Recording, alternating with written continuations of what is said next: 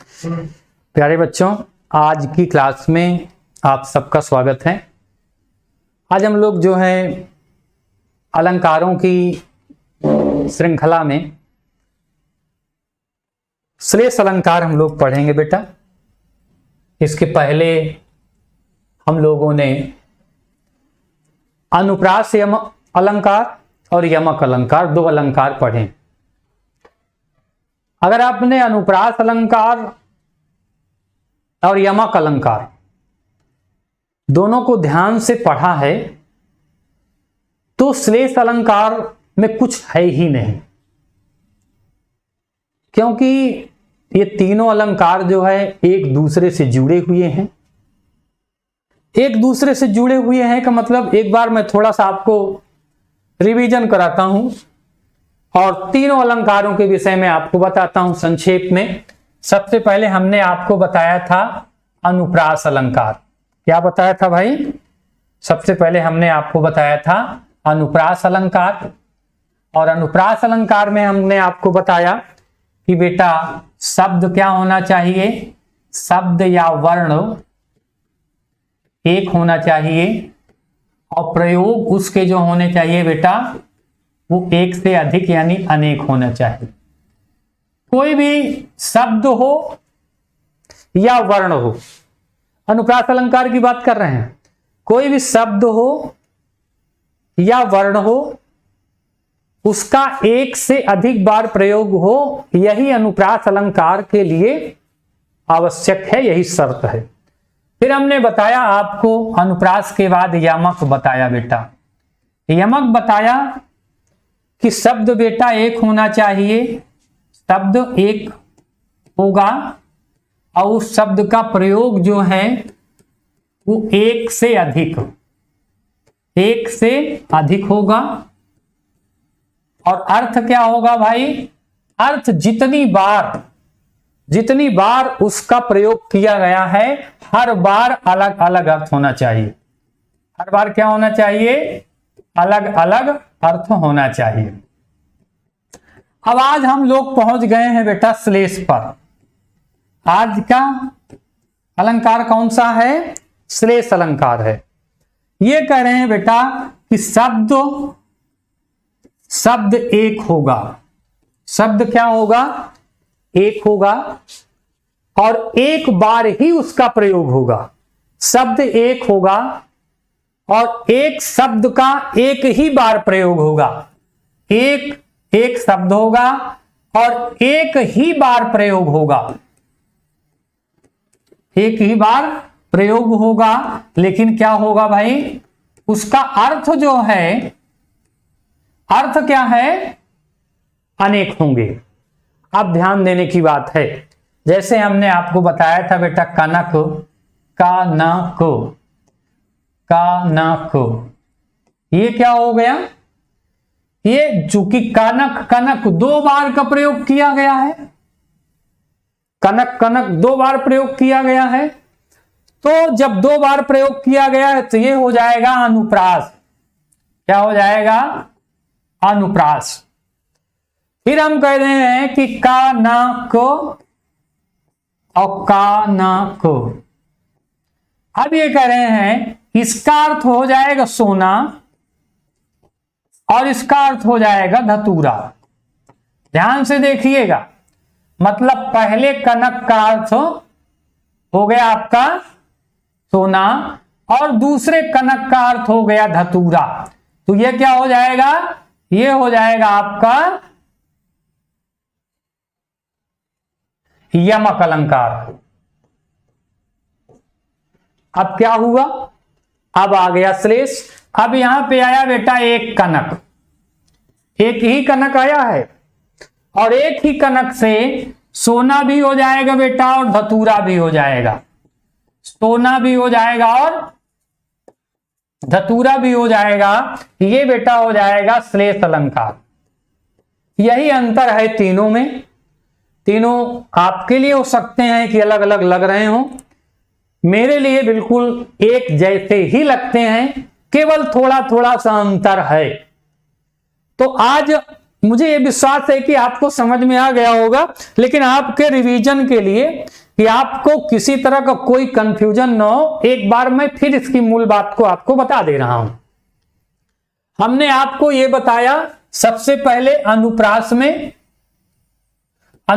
में बेटा ये बताया कि ये क्या हो गया, कनक और कनक।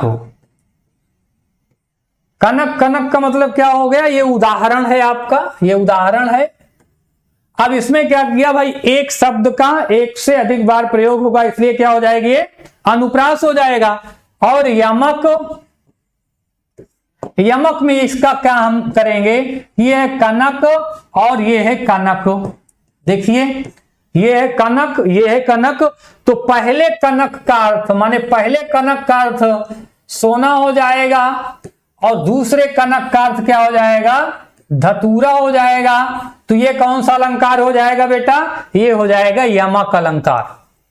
बस इसके पहले मतलब अनुप्रास अलंकार में हमने अर्थ की बात नहीं की और यमक अलंकार में हमने अर्थ की बात की है, और दोनों का अर्थ, एक का अर्थ सोना, एक का अर्थ धतूरा, अर्थात जितने बार शब्द का प्रयोग होगा सबका अलग अलग अर्थ होगा। यही अनुप्रास अलंकार होगा जो पिछले क्लास पे हमने आपको पढ़ाया था। अब करें श्लेष अलंकार। क्या कह रहे हैं बेटा, श्लेष अलंकार। श्लेष अलंकार क्या कहता है कि कनक एक बार आएगा बेटा, कनक एक बार आएगा, इसी में से इसका एक अर्थ सोना होगा बेटा और एक अर्थ धतूरा होगा। एक अर्थ सोना होगा, एक अर्थ धतूरा होगा, तब ये क्या कहलाएगा, श्लेष अलंकार कहलाएगा। अच्छा एक चीज और बता दूं, श्लेष का शाब्दिक अर्थ होता है चिपका हुआ। क्या होता है, चिपका हुआ। अब चिपका हुआ का मतलब एक के ऊपर एक अर्थ चिपका होता है।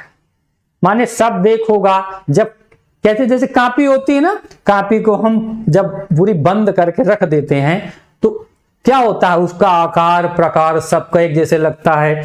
जब एक पेज खोलते हैं, जब एक पेज खोलते हैं तब फिर दूसरा वैसा ही पेज दिखाई देता है, फिर खोलते हैं फिर दूसरा पेज दिखाई देता है, फिर तीसरा खोलते हैं फिर तीसरा दिखाई देता है। तो वही श्लेष है। अब हो सकता है, अब जैसे यहाँ पे कापी के विषय में हम सोचें तो कोई पेज बेटा लिखा हो सकता है, कोई खाली हो सकता है। जब कापी पलटते हैं ना तो जहां तक लिखे हैं पलटते चले जाते हैं, तो एक एक के ऊपर पेज चपके होते हैं, फिर उसको ऐसे रखा होता है तो ऐसा लगता है पेज बिल्कुल एक में बंधे हुए हैं। बस वही यहाँ पे भी वही अर्थ होना चाहिए। और वही, अगर ये बात आपको समझ में आ गई है, ये बात आपको समझ में आ गई है, तो कभी भी जीवन में भैया कभी भी आपको इन अलंकारों के विषय में अर्थात अनुप्रास, यमक और श्लेष के विषय में कभी भी संदेह नहीं हो सकता है। एक तरह से आप ये भी समझ लीजिए कि आज तक माने अनुप्रास के विषय में, यमक के विषय में जो कुछ आपको पिछली क्लासों में पढ़ाया गया है उसका ये रिवीजन है और उससे इसको जोड़ करके आपको बताया जा रहा है। अगर तीनों को आप जोड़ करके पढ़ लेंगे तो आपके मन में संदेह कभी भी रह भी नहीं सकता है। तो ये हो गया बेटा। और आज का हमारा फोकस जानते हैं क्या किस पर है। अब हम आ गए अपने आज के उद्देश्य पर, और वो क्या है, श्लेष अलंकार। अब देखिए उसकी परिभाषा लिखते हैं कि जहां पर एक शब्द का एक से अधिक क्या हो, अर्थ निकले वहां श्लेष अलंकार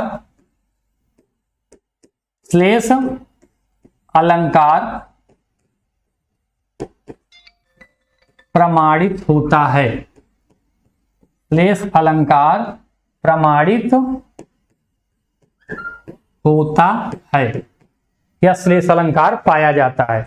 अब मुझे ये नहीं समझ में आता, मतलब मुझे ये नहीं लगता है, समझ में आने के लिए कह रहा हूं कि मुझे ये नहीं लगता है कि किसी भी बच्चे को किसी भी बच्चे को आज के बाद अलंकारों के विषय में, खास तौर से इन शब्दालंकारों के विषय में, जिसके विषय में हमने आज आपको बताया है, कभी भी संदेह रह जाने वाला है। अब तो यहां पे हो गया क्लियर, परिभाषा भी हो गई। अब आते हैं हम उदाहरण पर। अब यहां देखिए कि चिरजीवो जोरी जुड़े, क्या है, क्यों न स्नेह गंभीर, और को ये घट वृष भानुजा ये हलधर के वीर। अब देखिए यहां पे क्या है, ये आपकी बुक का उदाहरण है, आपकी किताब में ये जो है लिखा हुआ है, आपकी किताब में ये लिखा हुआ है, जो आपकी टेक्स्ट बुक है उसमें जो है ये छपा हुआ है। इसमें बेटा दो शब्द ऐसे हैं, इसमें क्या है, दो शब्द ऐसे हैं जिसमें जो है क्या है, श्लेष अलंकार है। अब जैसे पहला शब्द आ गया वृष,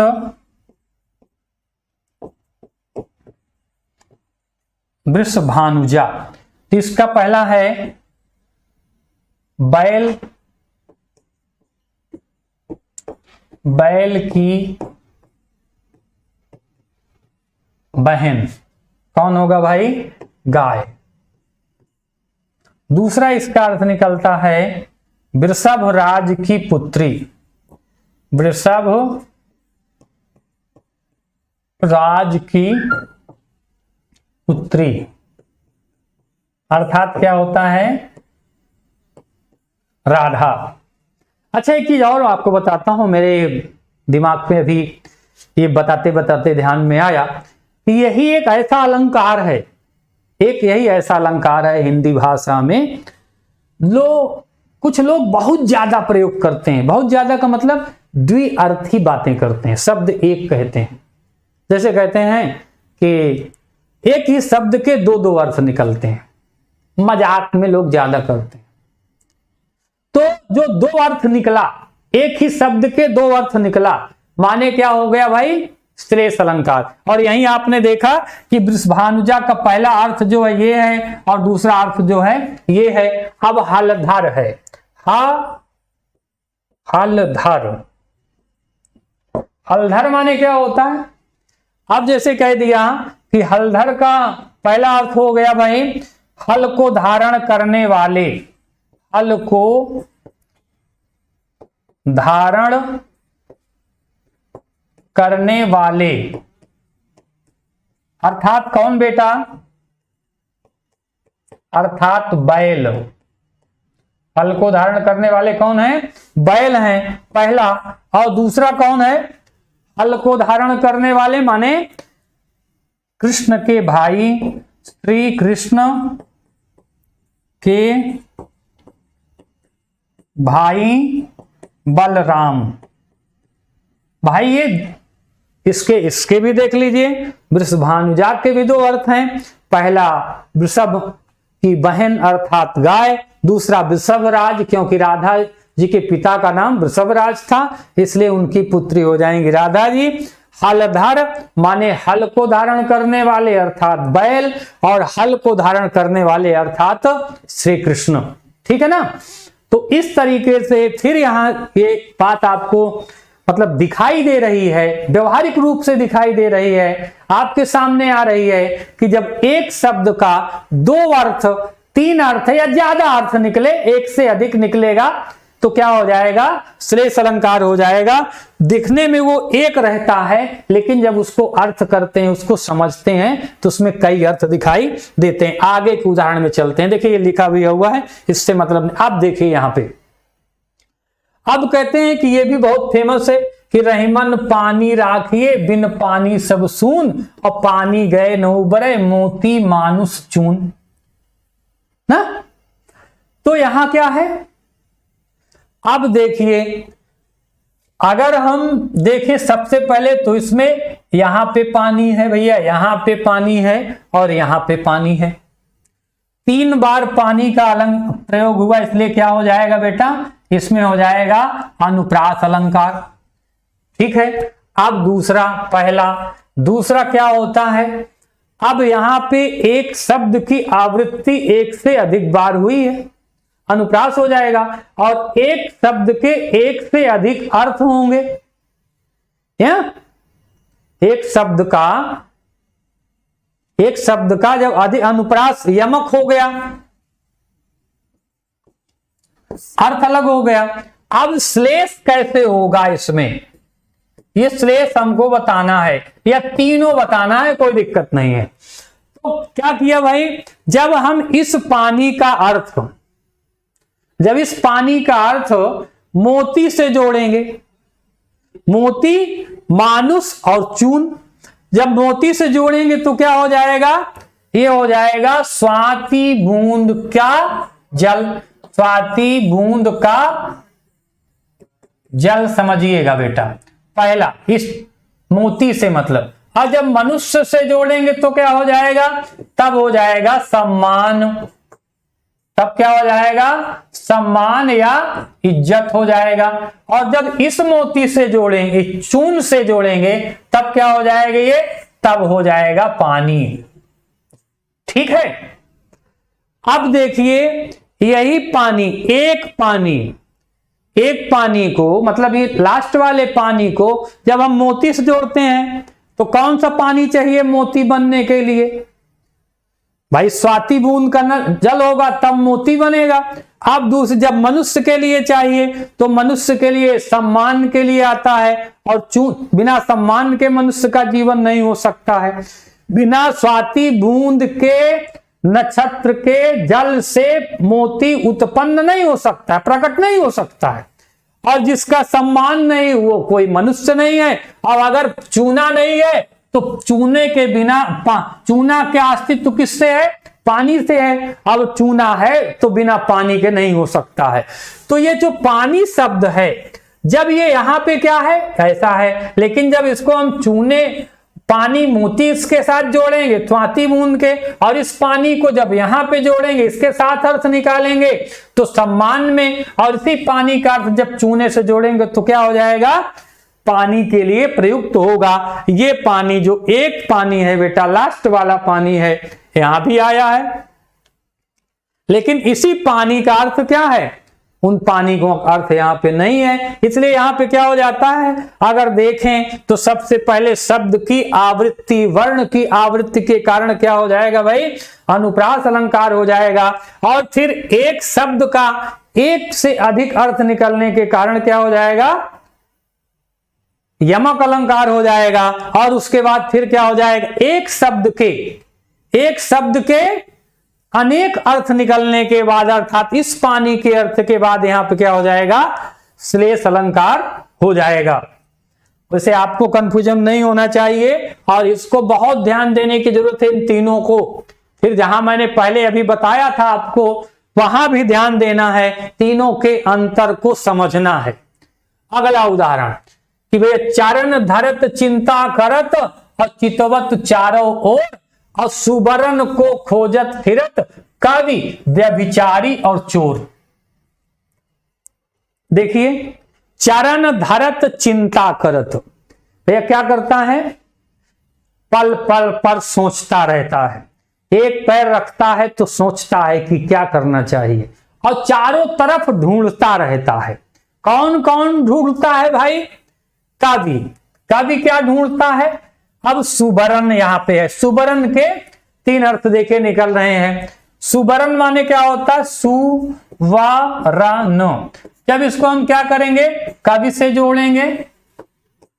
जोड़ेंगे तो हो जाएगा भैया सुंदर शब्द। ये क्या हो जाएगा, सुंदर शब्द ढूंढता रहता है कवि हमेशा, कि कौन सा सुंदर शब्द मिले जिसको मैं अपनी रचना में प्रयोग में ला लूं। उसके बाद फिर क्या होता है, व्यभिचारी। व्यभिचारी क्या करता है,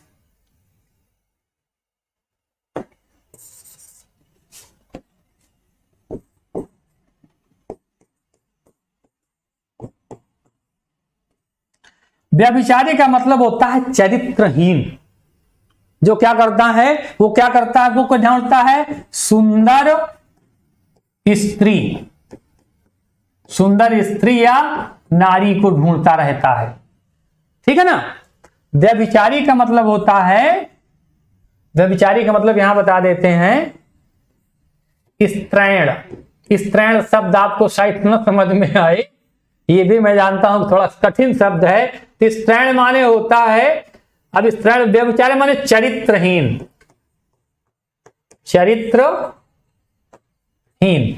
चरित्रहीन व्यक्ति क्या करता है, केवल सुंदर स्त्री को ढूंढता रहता है, कौन सुंदर है। अब दूसरी चीज हो गया चोर। अब चोर के साथ क्या होता है, चोर क्या ढूंढता रहता है, चोर के साथ जब हम सुवर्ण जोड़ेंगे बेटा तो चोर के साथ हो जाएगा सोना, और सोना का मतलब क्या हो जाएगा, धातु, जो पहनी जाती है ना कानों में, गले में आदि, बहुमूल्य धातु। तो देखिए शब्द एक है सुवर्ण, शब्द एक है सुवर्ण। जब हमने इसको कवि से जोड़ा तो सुंदर शब्द, अच्छा अर्थ देने वाले सुंदर शब्द या अच्छा अर्थ देने वाले शब्द मेरी तरफ से समझ गए होंगे। अब व्यभिचारी का मतलब क्या होता है, चरित्रहीन व्यक्ति। तो चरित्रहीन व्यक्ति क्या ढूंढता है, सुंदर स्त्री ढूंढता है। जब इस सुवर्ण को हम व्यभिचारी से जोड़ेंगे और जब इसी सुवर्ण को चोर से जोड़ेंगे बेटा तो क्या हो जाएगा, फिर इसका अर्थ निकल जाएगा सोना। तो यहां पे एक ही शब्द है ना सुवर्ण, सुवर्ण तो यहां से एक ही शब्द है, और इस सुवर्ण का जब तीनों के साथ जोड़ा गया तो तीन तीन अर्थ निकल रहा है। तो इससे ये पता चलता है, बिल्कुल क्लियर हो जाता है, बिल्कुल क्लियर हो जाता है कि जब एक शब्द का एक से अधिक बार अर्थ निकले, एक से अनेक अर्थ निकले, 1 2 3 4 5 जो भी निकले, तब वहां पे हमेशा क्या हो जाएगा, श्लेष अलंकार हो जाएगा। क्या हो जाएगा, श्लेष अलंकार हो जाएगा। कोई भी कंफ्यूजन की कहीं भी कोई गुंजाइश, कोई जगह नहीं है। फिर भी आगे चलते हैं अगले उदाहरण पर। अब देखिए भैया कि जे रहीम गति दीप की और कुल कपूत गति सोए, कह रहे हैं, और बारे उजियारे करे और बढ़े अंधेरो होए। अब क्या हो गया, अब देखिए जो रहीम गति दीप की, गति माने क्या हो गया बेटा, गति माने जलना, ठीक है। कुल कपूत गति हुए, अब फिर देखिए गति आ गया। अब बारे उजियारे करे, अब क्या करेंगे, बारे, अगर क्या करेंगे, दीप जलाएंगे, बारे, बारे का मतलब बेटा जलाना, बारे का मतलब क्या होता है, जलाना। अब जब दीपक को जलाएंगे तो क्या हो जाएगा, दीपक को जलाएंगे तो क्या हो जाएगा, उजाला हो जाएगा, प्रकाश हो जाएगा। जब दीप को जलाएंगे तो क्या हो जाएगा, प्रकाश हो जाएगा, उजाला हो जाएगा। अब क्या कहते हैं, और जब दीपक को क्या करेंगे, बारे उजियारे और बढ़े अंधेरे हुए। अब क्या हो जाएगा, अगर दीपक को, बारे का मतलब दीपक को हम क्या करेंगे, बढ़ा देंगे, माने क्या कर देंगे, बंद कर देंगे, तो क्या हो जाएगा, अंधकार हो जाएगा। जे रहीम गति दीप की, दीपक को क्या करेंगे, कुल कपूत गति सोए। कुल कपूत, जो कुल का कपूत है, कुल माने वंश, कुल माने परिवार, कुल माने संपूर्ण। कुल शब्द जो है कई अर्थों में होता है, यहां से भी हो जाएगा। कुल माने क्या होता है, कुल माने संपूर्ण, कुल माने वंश, ठीक है, कुल माने वंश। तो क्या होता है, पूरा वंश ही खत्म हो जाता है।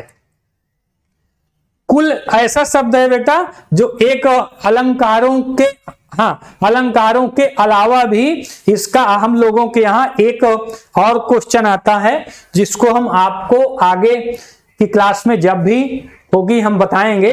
तो उसमें क्या होता है, एक और इसका प्रयोग होता है कि एक शब्द के अनेक अर्थ, एक शब्द के अनेक अर्थ, ये भी आता है।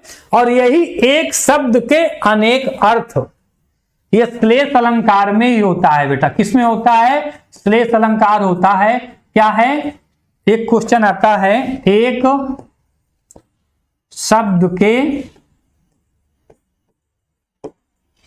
अनेक अर्थ, ये एक क्वेश्चन आता है।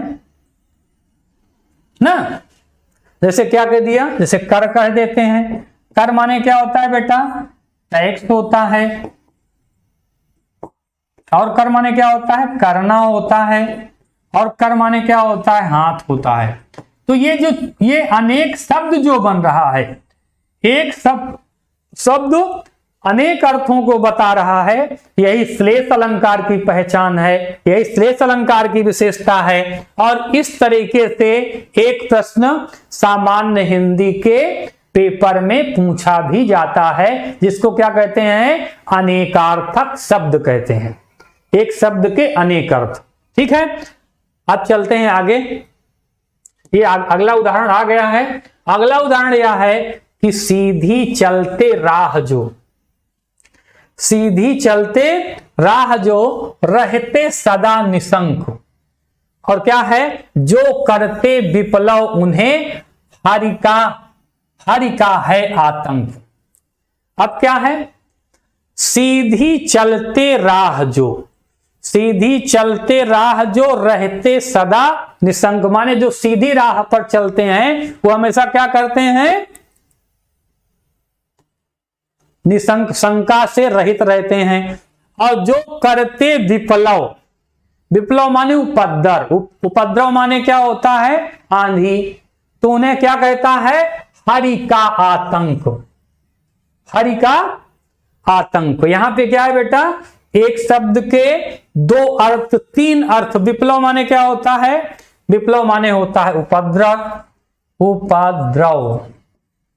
और विप्लव माने होता है आंधी। ठीक है, विप्लव माने होता है उत्पात और विप्लव माने होता है आंधी।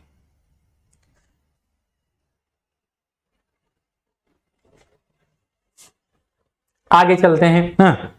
आगे है कि विमाता बन गई आंधी भयावह, और हुआ चंचल न फिर से श्याम घन वह। अब श्याम घन, विमाता बन गई आंधी भयावह। विमाता माने दूसरी माता, विमाता माने दूसरी माता। किसकी माता की बात हो रही है, कृष्ण की माता की बात हो रही है। कृष्ण की पहली माता कौन थी भाई, उनकी जन्मदात्री माता थी देवकी। और दूसरी माता कौन थी, यशोदा। दो माता थी ना भाई। तो कह रहे हैं विमाता, विमाता माने यशोदा की बात हो रही। विमाता बन गई आंधी भयावह, उनको बहुत दुख हुआ, उनके मन में बहुत तकलीफ हुई। फिर क्या हुआ न चंचल न फिर, कहते हैं उनका मन जो है क्या हो गया, चंचल नहीं हुआ। श्याम घन वह, श्याम घन माने क्या हो गया भाई, विमाता माने, और श्याम घन माने, श्याम घन माने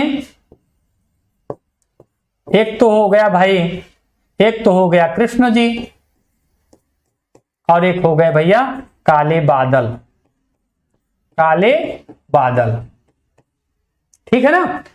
कहते हैं विमाता बन गई आंधी भयावह, और हुआ न चंचल फिर श्याम घन, माने श्याम का, अब चंचल का मतलब अगर बादल से जोड़ेंगे, अगर बादल से इस चंचल को जोड़ेंगे तो बादल हो गए स्थिर, बादल हो गए। चंचल का मतलब माने चलना ना, अब यहां लिखा ना चंचल न फिर, चंचल न माने स्थिर हो गए, बादल रुक गए।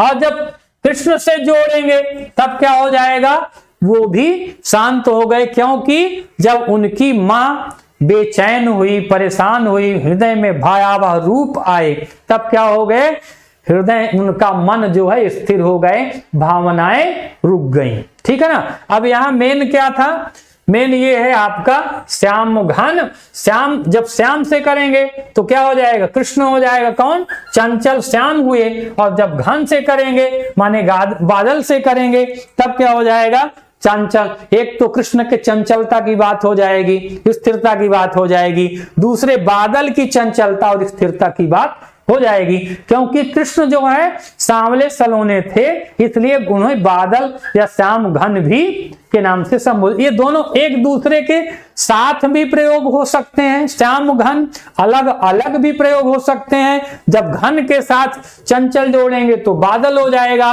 और जब श्याम के साथ जोड़ेंगे तो क्या हो जाएगा, कृष्ण हो जाएगा। माने जब बादल स्थिर हो गए एक अर्थ ये निकलेगा, एक कृष्ण जो है शांत हो गए एक अर्थ ये निकलेगा। मेरी समझ से आपको समझ में आ रहा होगा। और जहां भी प्रॉब्लम होगी बताइएगा जरूर। अगर कहीं भी कोई भी कंफ्यूजन रह जाता है, कोई बात समझ में नहीं आती है, तो संकोच मत करिएगा। और कुछ बच्चों ने कहा था कि सर जो है आपने क्या किया है कि यमक और अनुप्रास और यमक अलंकार आपने पढ़ाया है, अब श्लेष अलंकार पढ़ा दीजिए। तो इसके आगे हम लोग जो है इस श्लेष अलंकार के बाद हम लोग अर्थालंकार के चलेंगे, जहां पर हमने अपना विचार बना रखा है कि हम लोग जो है उपमा, रूपक और उत्प्रेक्षा इन तीनों अलंकारों को हम लोगों को पढ़ना है। क्रमशः एक एक अलंकार को हम लोग पढ़ेंगे। आगे अब देखिए, चिरंजीव जोरी जुरो क्यों न स्नेह गंभीर, ये आ चुका है, ये दोबारा हो गया है और इसको हम बता भी चुके हैं, कोई दिक्कत नहीं है। यहाँ पे क्या है, और ये है वृषभानुजा, वृषभानुजा एक में है। यहाँ पहले का हम लिख करके पूरा बताए थे। तो वृषभानुजा का मतलब वृषभराज की पुत्री और गाय, और हलदर माने क्या कहते हैं बलराम, और बैल के लिए आया था। आगे चलते हैं कि मेरी भव बाधा राधा नागर सो, ये भी बहुत फेमस है। जातन की झाई पर श्याम हरित, हरित दूती में है बेटा। क्या है हरित, समझने की कोशिश करिएगा, ना समझ में आएगा तो बताइएगा। हरित दूती का मतलब क्या होता है, एक होता है बेटा हरे रंग का प्रकाश, हरे रंग का प्रकाश, एक होता है मंद प्रकाश, ठीक है ना। मेरी भव बाधा हरो राधा नागर सोए, और जातन की झाई परे श्याम हरित दूती होए। श्याम क्या हो जाते हैं भाई, मंद प्रकाश के। जब राधा के सामने कृष्ण आते हैं, जब राधा के सामने कृष्ण आते हैं तो उनका प्रकाश क्या हो जाता है, कम हो जाता है। क्यों कम हो जाता है भैया, राधा जी गोरी हैं, राधा जी क्या है, गोरी हैं, हैं? और कृष्ण क्या है, सांवले हैं कृष्ण। कृष्ण क्या है बेटा, कृष्ण सांवले हैं। राधा जी गोरी हैं, कृष्ण सांवले हैं। अब बताओ कि सांवले पेंट में अगर थोड़ा सा व्हाइट पेंट मिला दोगे तो कलर तो उसका कम हो जाएगा ना, सांवलापन कुछ कम होगा ना, ऐसे भी सोच सकते हैं। तो श्याम जब आते हैं क्या होता है। अच्छा एक चीज और है, श्याम के तेज के सामने राधा का तेज भी ज्यादा है। क्यों, जैसे भी आते हैं तो क्या हो जाते हैं, उनका तेज जो है कृष्ण का राधा के सामने आने पर कृष्ण का तेज जो है घट जाता है। अब ये पद आप लोगों ने हाई स्कूल में पढ़ा भी है, हाई स्कूल में पढ़ा है, बिहारी का है, ये पद आपने पढ़ा है, कोई आपको दिक्कत नहीं होगी। आगे चलते हैं, रावण सर सरोज बनचारी। अब क्या है, चली रघुबूर सिली मुख। अब देखिए सिली मुख शब्द है ये, सिली मुख क्या है भाई, एक तो सिली मुख मोने होता है भ्रमर, और दूसरा क्या होता है, दूसरा होता है बाण। इसका दो अर्थ होता है। अब देखिए रावण सर सरोज, सर सर सरोज माने सिर रूपी कमल, सिर कमल। अब जब ये सिर चलेगा तो क्या हो जाएगा, सिर आएगा तो बाण से चल गया, और कमल आ गया, जब कमल घूम रहा है तो भ्रमर घूम रहे हैं। अगर इसको हम सिली मुख को सर से जोड़ लें तो सर से जोड़ लेंगे तो क्या हो जाएगा, बाण हो जाएगा। और इसी सिली मुख को इसी को जब कमल से जोड़ लें, कमल के समान सर, तो क्या हो जाएगा, कमल के पास कौन घूमता है भैया, भ्रमर घूमता है। इसलिए सिलीमुख शब्द जो है दो शब्दों को बताने वाला है, एक बाण को बताने वाला है, एक भ्रमर को बताने वाला है। इसलिए यहां पे क्या हो जाएगा, श्लेष अलंकार हो जाएगा। कोई कंफ्यूजन हो बिल्कुल बताइएगा, संकोच मत करिएगा। कोई भी दिक्कत हो कमेंट बॉक्स में जाइएगा, लिखिएगा। और आप लोगों ने पिछले क्लास में जो पढ़ाया गया है उसमें आप लोगों ने अच्छे से कमेंट किया है, जानने की कोशिश की है। और ये भी किन्हीं किन्हीं बच्चों ने कमेंट किया है कि सर जो है हम लोगों को कौन कौन सा अलंकार पढ़ना है, कौन कौन सा अलंकार पढ़ना है, ऐसा भी पूछा है। लेकिन फिर भी आपको हम वही अलंकार पढ़ाएंगे जो आपके सिलेबस में निर्धारित है, उससे ज्यादा नहीं पढ़ाएंगे। और एक दिन मैंने शुरू में बताया था बेटा कि अलंकार बहुत होते हैं, अलंकार लगभग 125 होते हैं। आपकी जो बुक है उसमें भी कम से कम 20-25 अलंकार दिए होंगे, सब मिला करके 20 से कम तो नहीं दिए होंगे। लेकिन आप लोगों को जितना पढ़ना है 5, 6, 7, 8 जो आपकी परीक्षा के लिए इंपॉर्टेंट है उतना ही पढ़ाया जाएगा। और उससे अलग पढ़ना है तो उसके पहले बहुत विस्तार से पूरा ग्रामर, चाहे संधि हो चाहे अलंकार हो, वो पहले की क्लास शुरू में जब हम लोग पढ़ा रहे थे चैनल पे तब के पढ़े हुए हैं। क्योंकि तब इतना आभास नहीं था, हम लोगों ने एक तरफ से पढ़ाना शुरू कर दिया, जितना अलंकार था जितनी संधियां थी सब पढ़ा दिया। और क्या हुआ, अब आपके सिलेबस के अनुसार ही पढ़ाया जा रहा है, इसलिए परेशान होने की जरूरत नहीं है। ठीक है, अच्छा चलिए भाई, आज की क्लास के लिए आप सबको बहुत बहुत धन्यवाद।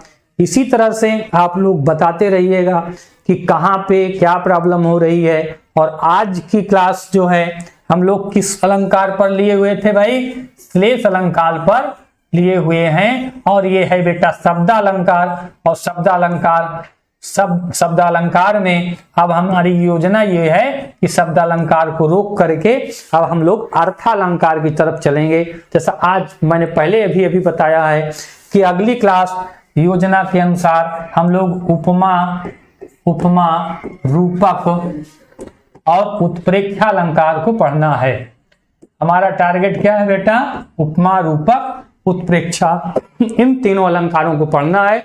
उसके बाद फिर जो भी टॉपिक उचित लगेगा, जो भी आप लोग चाहेंगे, जो भी आप लोग कमेंट करेंगे उसको पढ़ाया जाएगा। आज की डेट में ये डिसाइड है कि हम लोग क्या पढ़ेंगे, अब अर्थालंकार की तरफ बढ़ेंगे। आज की क्लास के लिए आप सबको बहुत बहुत धन्यवाद। इसी तरह से पढ़ते रहिए, बढ़ते रहिए। Okay, thank you, bye bye.